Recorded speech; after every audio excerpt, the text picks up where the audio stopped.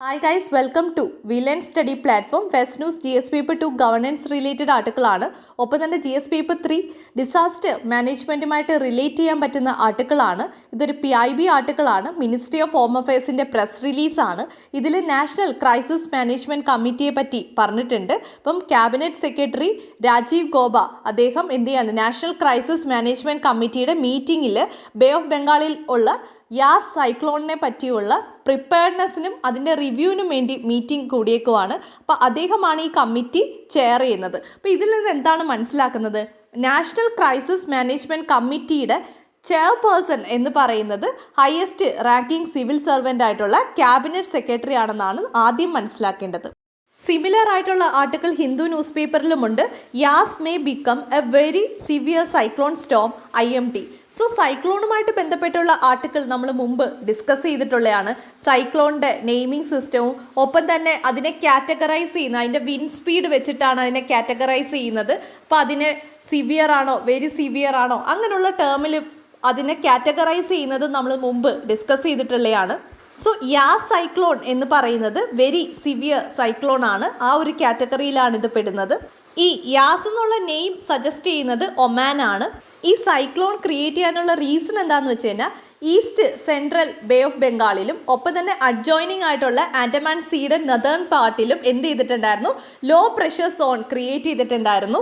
So സൈക്ലോൺസിനൊരു trajectory ഉണ്ട്, ഒരു path ഉണ്ട്. അപ്പോൾ ഈ ഒരു സൈക്ലോൺ ഒഡീഷയിലും വെസ്റ്റ് ബംഗാളിലുമാണ് ഹിറ്റ് ചെയ്യാൻ ചാൻസസ് കൂടുതൽ. സോ ഇതുമായി ബന്ധപ്പെട്ടിട്ട് ഗവൺമെൻറ് എന്തൊക്കെ മെഷേഴ്സ് എടുക്കും അതൊക്കെയാണ് നമ്മൾ ഇന്ന് ആർട്ടിക്കിളിൽ ഡിസ്കസ് ചെയ്യുന്നത്. സോ ഇതിൻ്റെ മെഷേഴ്സുമായിട്ട് ബന്ധപ്പെട്ട് വരുന്നതാണ് ഡിസാസ്റ്റർ മാനേജ്മെൻറ്റ് ആക്ഷൻ പ്ലാൻ എന്ന് പറയുന്നത്. അപ്പോൾ സൈക്ലോണിന് മുമ്പ്, സൈക്ലോൺ നടക്കുന്ന ടൈമിൽ, സൈക്ലോണിന് ശേഷം ഇതിന് വേണ്ടുന്ന ഒരു ഡിസൈൻ ക്രിയേറ്റ് ചെയ്യുകയാണ് ഡിസാസ്റ്റർ മാനേജ്മെൻറ്റ് ആക്ഷൻ പ്ലാൻ കൊണ്ട് ഉദ്ദേശിക്കുന്നത്.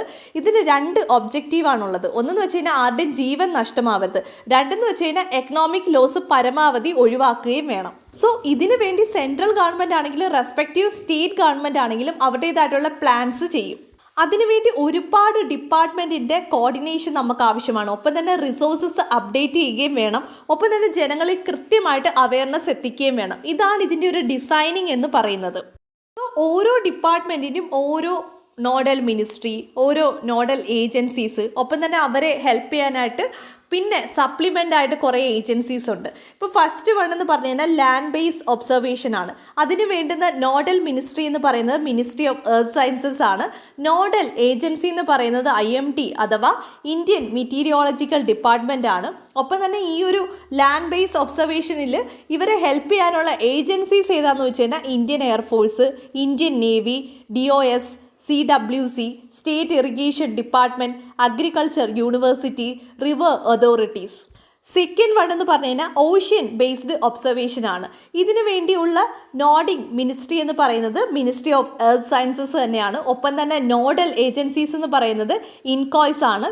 ഒപ്പം തന്നെ ഇതിലുള്ള ഏജൻസീസ് ഏതാണെന്ന് വെച്ച് കഴിഞ്ഞാൽ national institution of ocean technology, Indian navy, coast guard, ship of opportunity, international floating platforms. Third one എന്ന് പറഞ്ഞു കഴിഞ്ഞാൽ സ്പേസ് ബേസ്ഡ് ഒബ്സർവേഷൻ ആണ്. അപ്പം തന്നെ ഡിപ്പാർട്ട്മെൻറ്റ് ഓഫ് സ്പേസ് വരും, ISRO ഉണ്ട്. പിന്നീട് ഈ ഒരു ഏജൻസീസ് ഏതൊക്കെയാണെന്ന് വെച്ച് കഴിഞ്ഞാൽ IMD ഉണ്ട്, ഇൻ്റർനാഷണൽ സാറ്റലൈറ്റ് ഏജൻസീസ് ഉണ്ട്. അത് പോളാർ ഓർബിറ്റിൽ നിന്നുമുണ്ട്, ജിയോ സ്റ്റേഷനറി പ്ലാറ്റ്ഫോമിൽ നിന്നുണ്ട്. അപ്പോൾ ഈ സാറ്റലൈറ്റിൻ്റെ ഒബ്സർവേഷൻ ബേസിസിലായിട്ടായിരിക്കും കാര്യങ്ങൾ ഡിസൈഡ് ചെയ്യുന്നത്.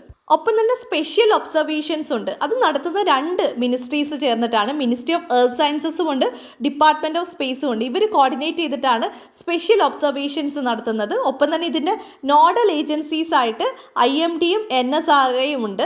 ഇതിനോടൊപ്പമുള്ള ഏജൻസീസ് ഏതൊക്കെയാണെന്ന് വെച്ച് കഴിഞ്ഞാൽ ഇന്ത്യൻ എയർഫോഴ്സ്, CWC, അതർ ഏജൻസീസും ഇതിൽ ഇൻവോൾവ് ആണ്. അതർ ഏജൻസീസ് എന്ന് പറയുമ്പോൾ സ്റ്റേറ്റ് ഒഫീഷ്യൽസ് ആയിരിക്കാം, അങ്ങനെയുള്ള ഏജൻസീസുമായിട്ട് കണക്റ്റഡ് ആയിരിക്കാം. നമ്മുടെ മുമ്പിലുള്ള ഡിസാസ്റ്റർ എന്ന് പറയുന്നത് ഇപ്പം സൈക്ലോൺ യാസ് ആണ്. അതിൻ്റെ മെഷേഴ്സും ഒബ്ജക്റ്റീവ്സും നമ്മൾ കണ്ടു. ഒപ്പം തന്നെ മൾട്ടിപ്പിൾ ഓർഗനൈസേഷൻ അല്ലെങ്കിൽ ഡിപ്പാർട്ട്മെൻറ്റ് ഏതൊക്കെയാണെന്ന് മനസ്സിലാക്കി. ഇനി വേണ്ടുന്നത് ഏതൊക്കെ സ്റ്റെപ്സ് ആണ് ഫോളോ ചെയ്യേണ്ടതെന്നാണ്. ഫസ്റ്റ് എന്ന് വെച്ച് കഴിഞ്ഞാൽ ഹസാർഡ് മാപ്പിംഗ് ആണ്. ഇതെന്ന് വെച്ച് കഴിഞ്ഞാൽ നമുക്കറിയാം കോസ്റ്റൽ റീജിയനിലാണ് ഏറ്റവും കൂടുതൽ സൈക്ലോൺ പ്രോൺ ആയിട്ടുള്ള റീജിയൻ എന്ന് പറയുന്നത്. ഇപ്പം ട്രോപ്പിക്കൽ സൈക്ലോണിൻ്റെ പാത്തൊക്കെ നോക്കുവാണെങ്കിൽ ഈസ്റ്റിൽ നിന്ന് വെസ്റ്റിലേക്കാണ് മൂവ് ചെയ്യുന്നത് അല്ലേ. ഇപ്പോൾ ഈ ഒരു ബേ ഓഫ് ബംഗാളിൽ ആ ഒരു സെൻട്രൽ റീജിയനിൽ ക്രിയേറ്റ് ചെയ്യുന്ന ആ ഒരു എന്താണ് സൈക്ലോൺ എന്ത് ചെയ്യുമെന്ന് വെച്ച് കഴിഞ്ഞാൽ എന്ത് ചെയ്യും, വെസ്റ്റിലേക്ക് മൂവ് ചെയ്യുമ്പം അത് ഹിറ്റ് ചെയ്യാൻ ചാൻസസ് ഉള്ള സ്റ്റേറ്റുകൾ എന്ന് വെച്ച് കഴിഞ്ഞാൽ ആന്ധ്രാപ്രദേശ്, വെസ്റ്റ് ബംഗാൾ, ഒഡീഷയൊക്കെയാണ്. ഇതിൻ്റെ ഈ ഒരു ട്രജക്ടറി അല്ലെങ്കിൽ അതിൻ്റെ ആ ഒരു ട്രജക്ടറി എത്രത്തോളം ബെൻഡ് ചെയ്യുന്ന അതനുസരിച്ചായിരിക്കും ഏത് സ്റ്റേറ്റിലാണ് ഇമ്പാക്റ്റ് ഉണ്ടാക്കുന്നതെന്ന് നമുക്ക് പ്രെഡിക്റ്റ് ചെയ്യാൻ പറ്റത്തുള്ളൂ. ചിലപ്പോൾ ആന്ധ്രാപ്രദേശിലായിരിക്കാം, ഒഡീഷയിലായിരിക്കാം, വെസ്റ്റ് ബംഗാളിലായിരിക്കാം, ചില ഫ്യൂ കേസസിൽ, റെയർ കേസസിൽ തമിഴ്നാട്ടിൽ ഹിറ്റ് ചെയ്യാറുണ്ട്. ഇനി ഈ ട്രജക്ടറി നല്ല രീതിയിൽ ചരിവുണ്ടെങ്കിൽ വെസ്റ്റേൺ കോസ്റ്റിലേക്കും പോകും. സോ ഇതുപോലുള്ള ഒരുപാട് സൈക്ലോൺസ് അല്ലെങ്കിൽ ഡിസാസ്റ്റർ ഇവിടെ നടന്നിട്ടുള്ളത് കൊണ്ട് തന്നെ നമുക്ക് ഹിസ്റ്റോറിക് ഡേറ്റാസ് ഉണ്ട് അല്ലേ. സോ ഈ ഒരു ഹിസ്റ്റോറിക് ഡേറ്റ വെച്ചിട്ട് ഗവൺമെൻറ് എന്ത് ചെയ്യും, ഒരു മാപ്പ് ക്രിയേറ്റ് ചെയ്യും. സോ ഇതിൽ ഈ ഒരു സൈക്ലോണിൻ്റെ ഇമ്പാക്റ്റ്, വിൻഡ് സ്പീഡ്, അതിൻ്റെ എക്സ്റ്റൻഷൻ ഏതൊക്കെ ഏരിയ വരെ വരും, അങ്ങനെ ആ ഒരു എക്സ്റ്റൻഷൻ മനസ്സിലാക്കിയിട്ട് ആ റീജിയൻസിനെ എന്ത് ചെയ്യും, ഡിസാസ്റ്റർ പ്രോൺ റീജിയൻ ആയിട്ട് ഡിക്ലെയർ ചെയ്യും. മാപ്പിലാണത് റെപ്രസെൻ്റ് ചെയ്യുന്നത്. ഇത്തരത്തിലുള്ള ആ ഒരു മാപ്പിനെ വിളിക്കുന്ന പേരാണ് ഹസാർഡ് മാപ്പിംഗ് എന്ന് പറയുന്നത്. ഇതാണ് ഫസ്റ്റ് സ്റ്റെപ്പ് എന്ന് പറയുന്നത്. നെക്സ്റ്റ് സ്റ്റെപ്പ് എന്ന് പറയുന്നത് ലാൻഡ് യൂസ് പ്ലാനിങ് ആണ്. അപ്പോൾ എന്താണ്, സൈക്ലോൺ ഡെവലപ്പ് ചെയ്യുന്ന ആ ഒരു ടൈമിൽ തന്നെ ഈ ഒരു സൈക്ലോൺ ഹിറ്റ് ചെയ്യാൻ ചാൻസസ് ഉള്ള പ്ലേസുകളുണ്ടല്ലോ. അപ്പോൾ നമുക്ക് ഈ ഒരു മാപ്പിൽ നിന്ന് തന്നെ എക്സ്റ്റൻഷൻ ഏരിയാസ് അറിയാൻ പറ്റും. ഈ ഏരിയാസിൽ നിന്ന് എന്ത് ചെയ്യുക, ജനങ്ങളെ മാറ്റുക. അതിനെയാണ് ലാൻഡ് യൂസ് പ്ലാനിങ് എന്ന് പറയുന്നത്. തേർഡ് വൺ എന്ന് വെച്ച് കഴിഞ്ഞാൽ നമ്മുടെ ഈ ഒരു സ്ട്രക്ചേഴ്സിനെ ബേസ് ചെയ്തിട്ടുള്ളതാണ്. സ്ട്രക്ചേഴ്സ് എന്ന് പറഞ്ഞു കഴിഞ്ഞാൽ എന്താണ്, ബിൽഡിംഗ് മൊഡ്യൂൾസ് എന്ന് പറയും. അതായത് എൻജിനീയർഡ് സ്ട്രക്ചേഴ്സ് ഉണ്ട്, സെമി എൻജിനീയർഡ് സ്ട്രക്ചേഴ്സ് ഉണ്ട്, നോൺ എൻജിനീയർഡ് സ്ട്രക്ചേഴ്സ് ഉണ്ട്.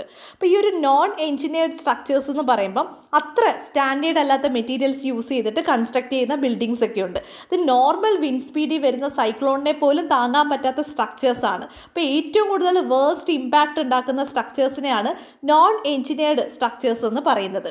ഇനി സെക്കൻഡ് വൺ എന്ന് വെച്ചാൽ സെമി എൻജിനീയർഡ് സ്ട്രക്ചർ എന്ന് പറയും. ഇത്തരത്തിലുള്ള ബിൽഡിങ്സ് ഒക്കെ അത്യാവശ്യം സ്റ്റാൻഡേർഡ് മെറ്റീരിയൽസ് ഒക്കെ വെച്ചിട്ട് കൺസ്ട്രക്ട് ചെയ്തതാണ്. പക്ഷേ ഗവൺമെൻറ് അപ്രൂവ് ചെയ്തിട്ടുള്ള അല്ലെങ്കിൽ ഗവൺമെൻറ് ഗൈഡ് ലൈൻസ് ഫോളോ ചെയ്യുന്ന രീതിയിലല്ല ഇത് നിർമ്മിച്ചേക്കുന്നത്. അതുകൊണ്ട് തന്നെ ഇപ്പം വിൻഡ് സ്പീഡ് വളരെ കൂടുതലാണെങ്കിൽ ഈ സെമി എൻജിനീയർഡ് സ്ട്രക്ചേഴ്സിനും എന്ത് ചെയ്യാം, ഇമ്പാക്റ്റ് ഉണ്ടാവാനുള്ള ചാൻസസ് ഉണ്ട്. തേർഡ് വൺ എന്ന് പറയുന്നത് എൻജിനീയർഡ് സ്ട്രക്ചേഴ്സ് എന്ന് പറയും. അപ്പോൾ ഇതെന്ന് പറയുന്നത് ഗവൺമെൻറ്റിൻ്റെ നാഷണൽ ബിൽഡിംഗ് കോഡ്സിൻ്റെ ആ ഒരു സ്റ്റാൻഡേർഡ് വഴി ക്രിയേറ്റ് ചെയ്തിട്ടുള്ള സ്ട്രക്ചേഴ്സാണ്. അപ്പോൾ ഇതിന് എന്താണ്, ചാൻസസ് വളരെ കുറവാണ്, അത്യാവശ്യം സേഫാണ്. നെക്സ്റ്റ് എന്ന് പറയുന്നത് സൈക്ലോൺ ഷെൽട്ടറിങ് ആണ്. ഇതെന്ന് വെച്ച് കഴിഞ്ഞാൽ ലോ ലൈൻ ഏരിയയിൽ താമസിക്കുന്ന ജനങ്ങളെ ഹൈ ലൈൻ ഏരിയയിലേക്ക് ഷിഫ്റ്റ് ചെയ്യുന്നതിനാണ് സൈക്ലോൺ ഷെൽട്ടറിങ് എന്ന് പറയുന്നത്. നെക്സ്റ്റ് എന്ന് വെച്ച് കഴിഞ്ഞാൽ ഫ്ലഡ് മാനേജ്മെൻറ്റ് എന്ന് പറയും. നമുക്കിപ്പോൾ ഒരു ഹസാർഡ് മാപ്പ് ഉണ്ട്, അതിൽ നിന്ന് നമുക്ക് മനസ്സിലാക്കാം ഏതൊക്കെ റീജിയനിൽ ഫ്ലഡ് ഉണ്ടാവാനുള്ള ചാൻസസ് ഉണ്ട്. അപ്പോൾ എന്ത് ചെയ്യുക, ഗവൺമെൻറ് പ്രോപ്പറായിട്ട് ഡ്രെയിനേജ് സിസ്റ്റം ക്ലിയർ ചെയ്ത് കൊടുക്കണം. അപ്പോൾ ഇതാണ് ഫ്ലഡ് മാനേജ്മെൻറ്റ് കൊണ്ട് ഉദ്ദേശിക്കുന്നത്. നെക്സ്റ്റ് വേണമെന്ന് വെച്ചാൽ വെജിറ്റേഷൻ കവർ ഇമ്പ്രൂവ് ചെയ്യുക എന്നുള്ളതാണ്. ഇപ്പോൾ കോസ്റ്റൽ ബെൽറ്റിലൊക്കെ ഒരുപാട് ട്രീസും അല്ലെങ്കിൽ മാംഗ്രൂവ് പ്ലാന്റേഷൻസ് ഒക്കെ ഉണ്ടെങ്കിൽ നമുക്ക് ഒരു പരിധി വരെ എന്ത് ചെയ്യാൻ പറ്റും, ഇത്തരത്തിലുള്ള ഫ്ലഡ് ആണെങ്കിലും സൈക്ലോണിനെയും തടയാൻ പറ്റും. ഇപ്പോൾ വീടുകൾക്ക് മുമ്പിലാണെങ്കിൽ തന്നെ നല്ല ട്രീസും കവറേജും ഒക്കെ ഉണ്ടെങ്കിൽ ഒരു പരിധി വരെ കാറ്റിനെ തടഞ്ഞു നിർത്താൻ അത് സഹായിക്കും. ഒപ്പം തന്നെ സലൈൻ എംപാങ്ക്മെൻറ്റ്, ലെവീസ്, ആർട്ടിഫിഷ്യൽ ഹിൽസ്, ഒപ്പം തന്നെ ജനങ്ങളിൽ പ്രോപ്പറായിട്ട് അവയർനെസ് എത്തിക്കുക. ഇത്തരത്തിലുള്ള മെഷേഴ്സ് വഴി നമുക്ക് എന്ത് ചെയ്യാൻ പറ്റും, വളരെ ബെറ്റർ ആയിട്ടുള്ളൊരു ഡിസാസ്റ്റർ മാനേജ്മെൻറ്റ് പ്ലാൻ കൊണ്ടുവരാൻ പറ്റും. നെക്സ്റ്റ് ഗവൺമെൻറ് ഇനിഷ്യേറ്റീവ്സിനെ പറ്റിയാണ് പറയുന്നത്. First one national cyclone risk mitigation project ആണ്. അപ്പോൾ ഈ ഒരു കോസ്റ്റൽ റീജിയനിലുള്ള സ്റ്റേറ്റുകളെയും യൂണിയൻ ടെറിട്ടറിയും പ്രൊട്ടക്റ്റ് ചെയ്യാൻ വേണ്ടി ഗവൺമെൻറ് കൊണ്ടുവന്നിട്ടുള്ള ഒരു പ്രോഗ്രാമാണ്. ഒപ്പം തന്നെ ഈ റീജിയനിലുള്ള വൾണറബിൾ ആയിട്ടുള്ള local community, especially fisherman community, ഇവരെ പ്രൊട്ടക്റ്റ് ചെയ്യാനും കൂടി വേണ്ടിയാണ് ഇത്തരത്തിലൊരു project government of India start ചെയ്യുന്നത്. ഇതിൻ്റെ ഇംപ്ലിമെൻറ്റിംഗ് അതോറിറ്റി എന്ന് പറയുന്നത് നാഷണൽ ഡിസാസ്റ്റർ മാനേജ്മെൻറ്റ് അതോറിറ്റിയാണ്. നെക്സ്റ്റ് വൺ എന്ന് വെച്ച് കഴിഞ്ഞാൽ integrated coastal zone management project ആണ്. ഇത് ഈ കോസ്റ്റൽ ഏരിയയിലുള്ള എല്ലാത്തിൻ്റെയും പ്രോപ്പറായിട്ട് മാനേജ് ചെയ്യാൻ വേണ്ടി ക്രിയേറ്റ് ചെയ്തിട്ടുള്ള ഒരു പ്രോജക്റ്റ് ആണ്. പിന്നെ നമുക്കറിയാം കോസ്റ്റൽ റെഗുലേഷൻ സോൺ ഉണ്ട്. ഇത്തരം റീജിയൻസിൽ കൺസ്ട്രക്ഷൻ ആക്ടിവിറ്റീസ് ഒക്കെ റെസ്ട്രിക്റ്റഡ് ആണ്. ഗവൺമെൻറ് പ്രോപ്പറായിട്ടുള്ള ഗൈഡ് ലൈൻസ് കൊടുത്തിട്ടുണ്ട്. അപ്പോൾ ഈ ഒരു കോസ്റ്റൽ റീജിയനിൽ നിന്ന് ഇത്ര കിലോമീറ്റർ മാറിയിട്ട് വേണം ബാക്കി കൺസ്ട്രക്ഷൻസ് എന്തൊക്കെ ചെയ്യാൻ പാടുള്ളൂ, അങ്ങനെ പ്രോപ്പർ സോൺ വൈസ് തിരിച്ചിട്ടുണ്ട്. അതിനെ കോസ്റ്റൽ റെഗുലേഷൻ സോൺ എന്ന് പറയും. Then IMD Indian meteorological department colour coding of cyclones കൊണ്ടുവന്നിട്ടുണ്ട്. ഗ്രീൻ, യെല്ലോ, ഓറഞ്ച്, റെഡ് കളറിലാണ്. അപ്പോൾ ഇതിൻ്റെ ഒരു ഇമ്പാക്റ്റ്, സൈക്ലോണിൻ്റെ ഇമ്പാക്റ്റ് വെച്ചിട്ടാണ് ഈ കളർ വൈസിലാണ് എന്ത് ചെയ്യുന്നത്, ഓരോ സ്റ്റേറ്റിനെയും അവർ ഡിഫൈൻ ചെയ്യും. സോ നമുക്ക് പ്രോപ്പറായിട്ട് എവിടെയായിരിക്കും ഇമ്പാക്റ്റ് കൂടുതൽ എന്ന് മനസ്സിലാക്കാൻ പറ്റും. ഒപ്പം തന്നെ നമുക്ക് ഏർലി വാർണിംഗ് സിസ്റ്റംസ് ഉണ്ട്. അപ്പോൾ ഡിസാസ്റ്റർ അത് എപ്പം വരുന്നോ അത് നമ്മളെ മുൻകൂട്ടി അറിയിക്കുന്ന early warning systems government implement ചെയ്തിട്ടുണ്ട്. സോ ഇത്തരത്തിലുള്ള ഇനിഷ്യേറ്റീവ്സ് വഴിയാണ് ഗവൺമെൻറ് ഡിസാസ്റ്റർ മാനേജ്മെൻറ്റ് പ്രോപ്പറായിട്ട് നടത്തുന്നത്. Next article GS paper 3 environment and ecology related ആർട്ടിക്കിളാണ്. How white flies came saw and conquered India's crops. So context spiraling white ഫ്ലൈയെ പറ്റിയാണ് പറയുന്നത്. ഇതൊരു ഇൻവേഡഡ് സ്പീഷീസ് ആണ്. സോ ഇതിൻ്റെ നേറ്റീവ് റീജിയൻ എന്ന് പറയുന്നത് കരീബിയൻ ഐലൻഡ്സും ഒപ്പം തന്നെ സെൻട്രൽ അമേരിക്കയുമാണ്.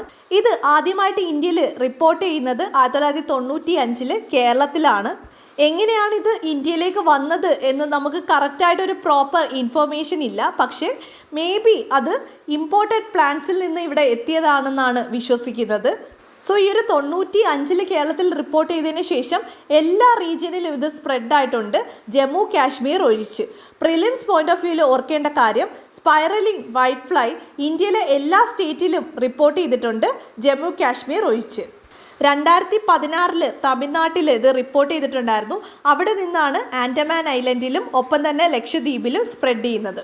സോ ഇതൊരു പെസ്റ്റാണ്, എല്ലാ പ്ലാന്റ്സിനെയും ബാധിക്കും. ഫ്രൂട്ട്സിനെ ആണെങ്കിലും കോക്കനട്ട് ആണെങ്കിലും വെജിറ്റബിൾസിനെ ആണെങ്കിലും എല്ലാ തരത്തിലുള്ള മെഡിസിനൽ പ്ലാന്റ്സിനെ വരെ ബാധിക്കും. സോ സൊല്യൂഷൻ എന്ന് പറഞ്ഞാൽ പെസ്റ്റിസൈഡ്സ് യൂസ് ചെയ്യാം. ഒപ്പം തന്നെ എൻഡമോ പാത്തജനിക് ഫംഗൈ അതിനും ഇതിനെ റെസിസ്റ്റ് ചെയ്യാനുള്ള കഴിവുണ്ട്. Next article GS paper 2 health related ആർട്ടിക്കിളാണ്. ഹിന്ദു ന്യൂസ് പേപ്പറിലെ 2 ആർട്ടിക്കിളുണ്ട്. Tap fish identifying mutants. ഈ 2 ആർട്ടിക്കിളിലും ജീനോം സീക്വൻസിങ്ങിനെ പറ്റിയാണ് മെൻഷൻ ചെയ്തിട്ടുള്ളത്. ജീനോം സീക്വൻസിങ് എന്താണെന്ന് മനസ്സിലാക്കുന്നതിന് മുമ്പ് മ്യൂട്ടേഷൻ എന്താണെന്ന് മനസ്സിലാക്കണം. സർവൈവൽ ഓഫ് ഫിറ്റ്നസ് എന്ന് പറയും. ഇപ്പം നമ്മുടെ പരിസ്ഥിതിക്ക് അനുസരിച്ച് എന്ത് ചെയ്യുക, അവിടെ സർവൈവ് ചെയ്യാൻ വേണ്ടി ഓരോ ഓർഗാനിസം അവരുടെ ബോഡിയിൽ ചേഞ്ചസ് വരുത്താറുണ്ട്. അങ്ങനെ വൈറസ് അതിൻ്റെ ജെനറ്റിക് മെറ്റീരിയൽസിൽ ചേഞ്ചസ് വരുത്തുന്നതിനെ നമ്മൾ മ്യൂട്ടേഷൻസ് എന്നാണ് പറയുന്നത്. സോ ജീനോം സീക്വൻസിങ് എന്താണെന്ന് വെച്ച് കഴിഞ്ഞാൽ ഒരു ഓർഗാനിസത്തിൻ്റെ കംപ്ലീറ്റ് ജെനറ്റിക് മെറ്റീരിയൽസിനെ മനസ്സിലാക്കാൻ സഹായിക്കുന്നതാണ്. ഇപ്പം ഹ്യൂമൻ ജീനോം എന്ന് പറയുന്നത് അത് മെയ്ഡ് ചെയ്തേക്കുന്നത് DNA വെച്ചിട്ടാണ്. പക്ഷേ വൈറസിൻ്റെ കേസ് വരുമ്പോൾ ഒന്നുകിൽ DNA ആവാം അല്ലെങ്കിൽ RNA ആവാം. ഇപ്പോൾ കൊറോണ വൈറസ് എന്ന് പറയുന്നത് RNA മാത്രമേ ഉള്ളൂ. അതിൻ്റെ ജീനോം എന്ന് പറഞ്ഞു കഴിഞ്ഞാൽ RNA ബേസ് ആണ്. ഈ ഹ്യൂമൻ ജീനോമുമായി ബന്ധപ്പെട്ടിട്ട് അതിൻ്റെ ഒരു സീക്വൻസ് ഡിറ്റർമൈൻ ചെയ്യാൻ വേണ്ടി ഒരു ഇൻ്റർനാഷണൽ റിസർച്ച് സെൻറ്റർ ഉണ്ട്, അല്ലെങ്കിൽ ഒരു പ്രോജക്റ്റ് ഉണ്ട്. ആ പ്രോജക്റ്റാണ് ദി ഹ്യൂമൻ ജീനോം പ്രോജക്റ്റ് എന്ന് പറയുന്നത്. ഇതിൻ്റെ ഇന്ത്യൻ വേർഷനാണ് ജീനോം ഇന്ത്യ പ്രോജക്റ്റ് എന്ന് പ്രിലിംസ് പോയിന്റ് ഓഫ് വ്യൂവിൽ ഓർത്ത് വെക്കുക. സോ ഈ ഒരു മ്യൂട്ടേഷനെ പഠിക്കാൻ വേണ്ടി നമുക്ക് റിസർച്ച് ആവശ്യമാണ്. അതിനുവേണ്ടി ലാബുകൾ വേണം. അങ്ങനെ ഇന്ത്യയിൽ 10 ലാബുകളാണുള്ളത്. ഈ 10 ലാബുകൾക്കും കൂടി വേണ്ടിയിട്ടൊരു കൺസോർട്ടിയം ഉണ്ട്, ഒരു അഡ്വൈസറി ഗ്രൂപ്പ് ക്രിയേറ്റ് ചെയ്തിട്ടുണ്ട്, Indian SARS-CoV-2 genomic consortium. So ഇതെന്താ ചെയ്യുന്നതെന്ന് വെച്ച് കഴിഞ്ഞാൽ ഈ ജീനോമിനെ പറ്റി പഠിക്കും, അത് മനസ്സിലാക്കും, മ്യൂട്ടേഷൻസിനെ പറ്റി മനസ്സിലാക്കും, എന്നിട്ട് ഗവൺമെൻറ്റിന് പ്രോപ്പറായിട്ടുള്ള അഡ്വൈസ് കൊടുക്കും. സോ ഇത് ഗവൺമെൻറ്റിന് വേണ്ടിയുള്ള ഒരു അഡ്വൈസറി ഗ്രൂപ്പാണ്. ഈ ഗ്രൂപ്പിൻ്റെ നോഡൽ മിനിസ്ട്രി എന്ന് പറയുന്നത് ministry of health and family welfare ആണ്. ഒപ്പം തന്നെ ഇതിനെ സപ്പോർട്ട് ചെയ്യാൻ ഒരുപാട് ഇൻസ്റ്റിറ്റ്യൂഷൻസും കൂടെയുണ്ട്. Department of biotechnology, council of scientific and industrial research, Indian council of medical research, ministry of ഹെൽത്തിൻ്റെ അണ്ടറിലുള്ള national centre for disease control. So ഈ 10 ലാബുകൾ 25,000 സാമ്പിൾസാണ് കളക്ട് ചെയ്തിട്ടുള്ളത്. അതിൽ 3,900 വേരിയൻസ് അവർ ഐഡൻറ്റിഫൈ ചെയ്തിട്ടുണ്ടായിരുന്നു. ഇപ്പോൾ ഈ ഒരു വേരിയൻസിനെ പറ്റി പറയുമ്പോൾ ഫസ്റ്റ് ഐഡൻറ്റിഫൈ ചെയ്യുന്നത് യുണൈറ്റഡ് കിങ്ഡം ആയിരുന്നു. അത് ആ ഒരു വേരിയൻറ്റിനെ പറയുന്നതാണ് B.1.1.7 എന്ന് പറയുന്നത്. സെക്കൻഡ് എന്ന് പറഞ്ഞു കഴിഞ്ഞാൽ സൗത്ത് ആഫ്രിക്കയിലായിരുന്നു B.1.351. Then Brazil P2 variant. ഇന്ത്യയിലേക്ക് വരുമ്പം ഒരു ഡബിൾ മ്യൂട്ടൻ വേരിയൻ്റ് ആണ് നമ്മൾ ഐഡൻറ്റിഫൈ ചെയ്തത്, B.1.617. ഡബിൾ മ്യൂട്ടൻ വേരിയൻ്റ് എന്ന് പറയുമ്പം ഒരു വൈറസ് എന്ന് പറയുന്നത് 2 സ്ട്രെയിൻസ് കൂടി ചേർന്നിട്ട് ജനറ്റിക് സ്ട്രക്ചർ ക്രിയേറ്റ് ചെയ്യുന്നു. അപ്പോൾ ഒരു സിംഗിൾ വൈറസിലാണ് 2 മ്യൂട്ടേഷൻ സംഭവിക്കുന്നത്. സോ ആ വൈറസിലെ 2 സ്ട്രെയിൻസ് ഒരുമിച്ച് ചേർന്നിട്ട് ഒറ്റ ജനറ്റിക് സ്ട്രക്ചറായിട്ട് മാറും. സോ ഈ മ്യൂട്ടേഷൻസ് ആണ് E484Q, L452R. ഇത് ആ ഒരു വൈറസിൻ്റെ സ്പൈക്ക് പ്രോട്ടീനിലാണ് ക്രിയേറ്റ് ചെയ്തത്. സോ ഈ ഓർഗനൈസേഷൻ എന്താ ചെയ്യുന്നതെന്ന് വെച്ച് കഴിഞ്ഞാൽ, അതായത് നേരത്തെ പറഞ്ഞ ഇന്ത്യൻ SARS-CoV-2 ജീനോം കൺസോർട്ടിയം അതെന്ത് ചെയ്യുമെന്ന് വെച്ച് കഴിഞ്ഞാൽ ഈ വേരിയൻറ്റിനെ പറ്റി പഠിക്കും. എന്നിട്ട് ഇത് എങ്ങനെയാണ് ഇൻഫെക്റ്റ് ചെയ്യുന്നത്, അല്ലെങ്കിൽ നമ്മുടെ ഇമ്മ്യൂൺ സിസ്റ്റത്തിനെ എങ്ങനെയാണ് അഫക്റ്റ് ചെയ്യുന്നത്, ഇതിൻ്റെ ഇമ്പാക്റ്റ് ഒറിജിനൽ വേരിയൻറ്റിനേക്കാളും കൂടുതലാണോ കുറവാണോ, ഒപ്പം തന്നെ ഇവിടെ നിലവിലുള്ള വാക്സിനിന് ഇതിനെ പ്രൊട്ടസ്റ്റ് ചെയ്യാൻ പറ്റുമോ, ഇതാണ് ഈ ഓർഗനൈസേഷൻ മെയിനായിട്ട് ചെയ്യുന്നത്. സോ ഈ ഒരു ഫോറം എന്ത് ചെയ്യുമെന്ന് വെച്ച് കഴിഞ്ഞാൽ ഒരു ലാബ് സെറ്റിങ്സ് ഒക്കെ ക്രിയേറ്റ് ചെയ്യും. എന്നിട്ട് എങ്ങനെയാണ് ഈ വാക്സിൻ ടെസ്റ്റ് ചെയ്യുന്നതെന്ന് വെച്ച് കഴിഞ്ഞാൽ, വാക്സിൻ എടുത്ത ആൾക്കാരുടെ ബോഡിയിൽ എന്താണ് ആൻറ്റിബോഡി ജനറേറ്റ് ചെയ്യും. അപ്പോൾ ഇവരുടെ ബ്ലഡിലെ സെറം യൂസ് ചെയ്തിട്ട് ഈ വേരിയൻറ്റിനെ ഇതിന് ന്യൂട്രലൈസ് ചെയ്യാൻ പറ്റുന്നുണ്ടോ എന്ന് ലാബ് സെറ്റിങ്സിൽ നോർമൽ കണ്ടീഷൻസിൽ ചെക്ക് ചെയ്യും. അങ്ങനെയാണ് വാക്സിൻ്റെ എഫിഷ്യൻസി മനസ്സിലാക്കുന്നത്. റിസൾട്ട് പറയുന്നത് നിലവിലുള്ള എല്ലാ വാക്സിനും സക്സസ്ഫുൾ ആയിട്ട് ഇതിനെ ഡിഫെൻഡ് ചെയ്യാൻ പറ്റുന്നുണ്ട്, പക്ഷേ എഫിഷ്യൻസിയുടെ കാര്യം വരുമ്പം കൺഫ്യൂസ്ഡ് ആണ്. സോ നമുക്ക് കൂടുതൽ റിസർച്ചാണ് ഇതിന് ആവശ്യമായിട്ടുള്ളത്. പക്ഷേ ഏറ്റവും വലിയ ഇഷ്യൂ എന്ന് വെച്ച് കഴിഞ്ഞാൽ ഫണ്ടിങ് ഇഷ്യൂസ് തന്നെയാണ്.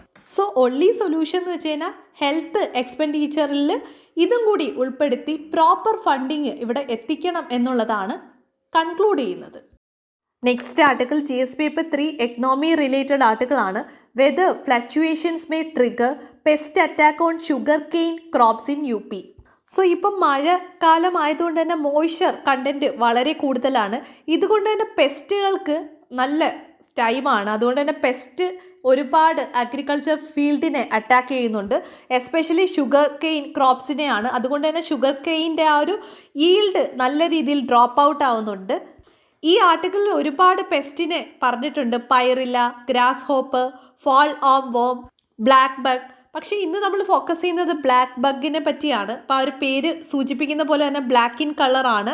ഈ പെസ്റ്റ് എല്ലാ വർഷവും ആക്റ്റീവാണ്. Throughout a year entire ക്ലൈമറ്റും ഏത് ക്ലൈമറ്റിലും ഇത് ആക്റ്റീവായിട്ടുള്ളതാണ്. പക്ഷേ ഇത് മോർ ആക്റ്റീവായിട്ടുള്ളത് ഡ്രൈ ആൻഡ് ഹോട്ട് സീസൺസിലാണ്. ഇത് എങ്ങനെയാണ് അറ്റാക്ക് ചെയ്യുന്നതെന്ന് വെച്ച് കഴിഞ്ഞാൽ ഇതിൻ്റെ ഇലകളിൽ ഇലകളെ യെല്ലോ കളറിലേക്ക് മാറ്റും. ഒപ്പം തന്നെ ഇലകളിൽ റെഡ് ആൻഡ് ബ്രൗൺ സ്പോട്ടുകൾ ക്രിയേറ്റ് ചെയ്യും.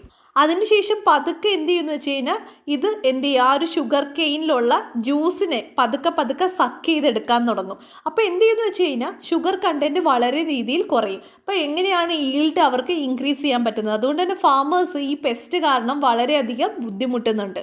സോ കൺട്രോൾ മെക്കാനിസമായിട്ട് നമുക്ക് ഇറിഗേഷൻ പറയാം. കാരണം ഇത് കൂടുതൽ ആക്റ്റീവ് ആവുന്നത് എപ്പോഴാണ്? ഡ്രൈ ആൻഡ് ഹോട്ട് സീസൺസിലാണ്. അതുകൊണ്ട് തന്നെ ഇറിഗേഷൻസ് കൂട്ടുക. ഒപ്പം തന്നെ നൈട്രോജീനിയസ് ആയിട്ടുള്ള ഫെർട്ടിലൈസേഴ്സ് യൂസ് ചെയ്ത് കഴിഞ്ഞാൽ ഇത്തരത്തിലുള്ള പെസ്റ്റുകളുടെ ആ ഒരു ശല്യം നമുക്ക് ഒഴിവാക്കാൻ പറ്റും. അതിനു വേണ്ടിയുള്ള measures sugarcane research council കൊണ്ടുവന്നിട്ടുണ്ട്.